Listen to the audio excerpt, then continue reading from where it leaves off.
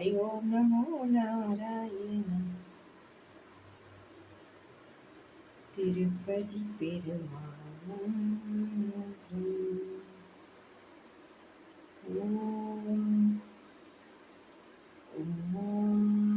केशवाय नमः। ओम नारायणाय नमः।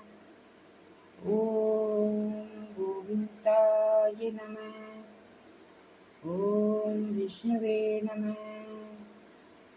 ओम मधुसूदनाय नमः। ओम त्रिविक्रमाय नमः। ओम वामनाय नमः।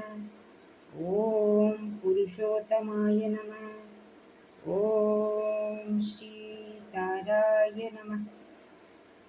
ओम अधोषणाशनाय नमः।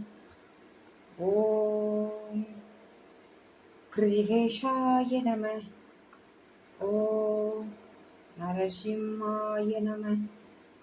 ओम पद्मनाभाय नमः। ओम अच्युताय नमः। ओम दामोदराय नमः।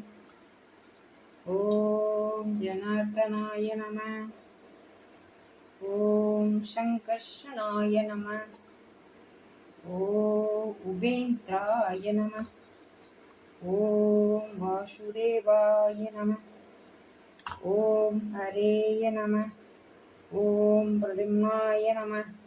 ओम कृष्णाय नमः।